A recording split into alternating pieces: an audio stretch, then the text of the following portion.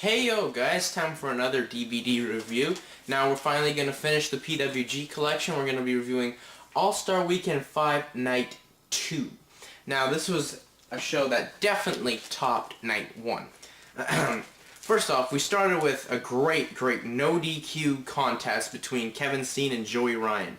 I mean, the match started when Steen bum rushed Joey Ryan, who was going to have a discussion with Excalibur, and Steen just jumped him from behind. This match had no top rope. The first and second match have no top rope, or are missing ropes in this one at least. Steen hit a drop kick to Ryan's head, face first into the turnbuckle for Ryan. Ryan hit a perfect snap suplex on concrete. Steen with the springboard dive from the guardrail, which was nice. And then Ryan hit a suplex on into the guardrail, like right on top. It was very sick and nasty. And while they were out on the floor there, Ryan called for Carl Anderson, who brought out a chain, and then an impromptu chain match happened where they both wrapped the chain around their forearms and started giving each other forearm shots. Steen blocked a chair shot, and then he gave Ryan knees to Ryan's face while he was holding the chair. Steen hit the somersault leg drop to Ryan's face, who had the chair on top of the face, and he won with a package pile driver on two chairs that were folded completely, and it was just a stake spot and great finish. So Steen got the win in that one, and it was a great way to open the show. Next we had a six-man tag team match. Ronan, TJ Perkins, and Rocky Romero took on Nosawa, Lil Cholo, and Carl Anderson. There was a funny spot sort of at the start where all guys from their separate teams would stomp the other guy, and then those guys got mad at each other. Anderson hit a big boot while Romero was trying to springboard back into the ring. Nosawa and Anderson pulled Rocky Romero's legs through the ropes, and Lil Cholo gave a little baseball slide to Romero's face. Nosawa with the reverse pump handle slam on Rocky Romero. Romero hit a 619 on the bottom rope, which are on Anderson and Nosawa, and Perkins hit a Texas Cloverleaf on Cholo. But the victory came when Ronan got a inverted roll-up on Carl Anderson, and after the match, Anderson beat down Ronan. Next, we had Chris Hero versus Davey Richards. This is the first match with all the ropes, by the way. It was mainly comedy from Davey Richards for a change. That's kind of odd in this one. Richards was getting mad at Hero, how it was outshining him, so he left and then came back. And Richards eventually got the upper hand, and one funny part was when he was in control for like 2 seconds, he's like shouted, "I'm winning!" and then Hero came off the ropes and gave him a big clothesline. It was pretty funny. But then Richards gave a drop kick to Hero when he was caught in the top ropes. That was nice. Richards swinging arm breaker in the armbar. Hero with the swinging neck breaker, and Richards got the win when he made Hero tap out in an armbar. And it was a very decent match. I was expecting better, but can't complain. Then we had our best comedy match of the night, our only real comedy match of the night, with Colt Cabana and Top Gun Taller versus Kikutaro and Disco Machine, and with special guest referee Toro. Kikutaro and Cabana both low-blowed the after they're doing high fives with each other. That was kind of funny.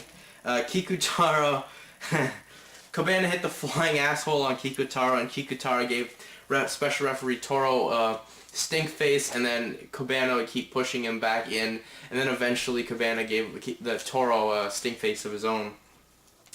Taller was doing Ultimate Warrior impressions, running around the ring with clotheslines, and Cabana was commentating that. That was funny. Kikutaro put a Boston Crab on Taller, who had Disco in the leg scissors, and Cabana had Disco in the leg scissors. So that was pretty cool. That was a very cool thing there. Other than that, the only real wrestling move we kind of saw was Disco Machine doing a springboard off Cabana's back to sunset flip Top Gun Taller.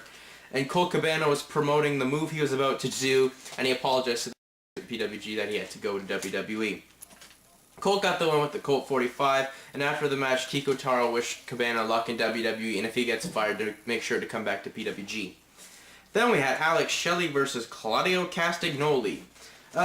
Good, strong start. Both men would do surfboards out of pinning predicaments. Shelly hit the springboard Hurricane Rana. This was a really good match. Corkscrew moonsault to Colt Cabana. Not Colt Cabana, Claudio Castagnoli, who was on the floor after he got monkey flipped over the top rope by Shelly. Claudio hit the European uppercut to the back of Shelly's head. That wasn't really important. Claudio hit the Ricola bomb for a 2. Claudio got the win with the springboard European uppercut, though, in a really good match. I mean, I liked one of the spots where Shelly was sort of outside the ropes with his feet. He thought he was going to reverse Conrada Claudio over the top, but he didn't. He just gave him a normal Hurricane Rana. But it was a very good match, and Claudio got the win. So Shelly went 0 for 2 on the whole All-Star weekend. Then we had Kaz Hayashi versus Pac. Match with great psychology. I mean, you got to give it to the Japanese. They know how to do psychology in a match. Where Kaz was working on Pac's arm throughout the match, and then there was this part where Kaz went for a running shoulder, but Hayashi stepped him, and Pac's shoulder went in there, and throughout the match, Pac's shoulder got worked on by Kaz, so very nice. Kaz did a moonsault on Pac's back when his head was on the middle rope. Pac flapjack Kaz onto the guardrail. Kaz hit a Celtic cross, which was kind of cool. Pac Hurricane Rana out of a crucifix bomb like Eddie Guerrero, Rey Mysterio at Halloween Havoc 97. And Kaz got the win with the corkscrew arm smash, and Pac had a nice press in that one. And then the next match we had was Roderick Strong and Jack Evans versus the Team Arrogance, Scott Lost and Chris Bosch. I must say, it's really nice to see Roderick Strong and Jack Evans work together as faces, considering in Ring of Honor they're feuding, so I found that cool. One of the cool spots right out of the start was Strong slingshot suplexed Evans, and then he did a 450 onto Bosch. I mean, that was just incredible. Evans hit his double stomp and standing moonsault. Evans hit a running 450. Evans went for a springboard, but Lost put his foot on the rope, so Evans hit his head hard on the mat.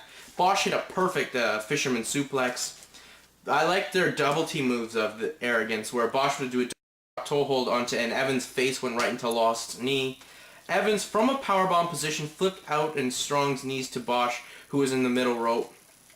Arrogance hit their finisher, which is the Northern Lights, onto a knee. Very nice. Evans with the 630, but Bosch had the knees. Bosch suplex tombstone from a suplex position into a tombstone pile driver, and we thought it was over there, but nope. Super Dragon and Davey Richards out to stop there, and they hit Bosch and Lost with their finishers, which is a power bomb and a backcracker, curb stomp to Lost, and they just gave a spike inverted pile driver move. That was nice, and then Super Dragon stole a fan's hat. Blech. Then we had the PWG World Championship on the line. El Generico defended against Human Tornado. Before the match, Tornado said that Candice had to put on his shirt or else he wouldn't sell any money, and then he'd have to bitch slap him. Tornado went for the pounce type move, but not enough force, and Generico hit a rebound Yakuza kick. Very nice there. Tornado's springboard from forearm off Candice after Tornado threw Candice into the guardrail after Generico was chasing him. Generico hit a T-Bone suplex into the corner. Generico with his big boot sent Tornado over the top rope. Generico with his springboard Asai moonsault. Generico hit a Yakuza kick but hit Candice in the head, and Generico got the win with just a normal brainbuster. And then the main event was a great match, another match of the year candidate from PWG, Low-Key versus Samoa Joe. There was strong mat wrestling, submission holds, and clean breaks at the start. Both had a chop fest till Joe hit the enziguri, and then Key with a crossbody off the top rope, off the apron, but Joe caught him and ran him into the guardrail. That was nice. Joe hit the Olay boot. There was a funny chant when someone was chanting at Low-Key to fuck up Joe, and he said, "Come on, Low-Key, this is in Orlando." I just found that funny. Key hit his Tiger kick and his Crane kick, which is one of my favorite moves. Joe with the powerbomb STF combo. Key with a nice explosion dropkick. I mean, Joe was in the middle of the ring pretty much, and Key kicked him to the one end of the corner. Key hit a Key Crusher on him, which was amazing, and Joe got the win with a Muscle Buster. A very good show. Very, very strong showing by PWG. Those nights are both musts in my opinion. Go get them. Anyway, guys, the next indie show I'll be reviewing is UWA Hardcore versus Torimo Japan Night 1. Anyway, guys, I'm out. Peace.